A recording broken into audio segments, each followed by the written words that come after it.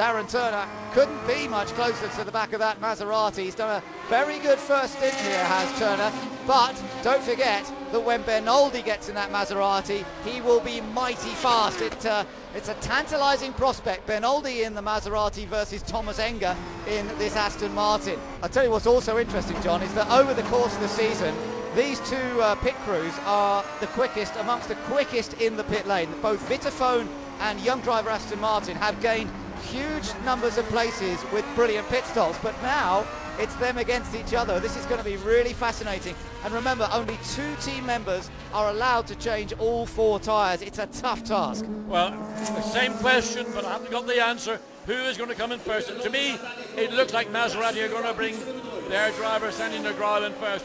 If I was Aston Martin, I would let Darren Turner stay out, maybe a couple of laps further. But there is Thomas Enger in the pit lane. The wheels are prepared. They're both coming in. They're both in. They're heading down the pit lane beneath our commentary position and heading down for their driver change and tyre change. And look, there are inches separating the two of them as they come past our commentary slot. And the Aston Martin a bit further down the pit lane. Darren beginning to release himself. The 2 mechanics who are allowed to change the wheels go to work.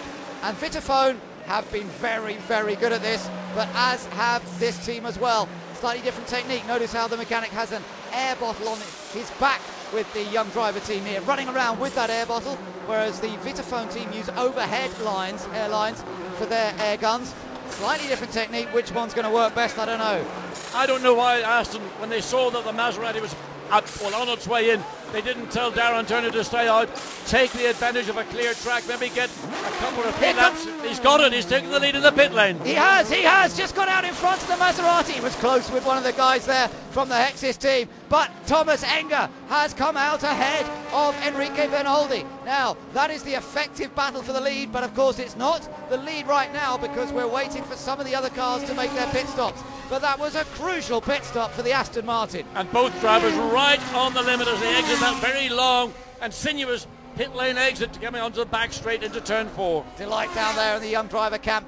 There'll be disappointment of Vitaphone, but what a close run thing it was. Thomas Enger had to fight his way around the Aston Martin parked in front of him, but he did it and he's got out ahead. Now the question is, John, which of these 2 cars is going to go the remaining over half an hour on these tyres? Look at this release again.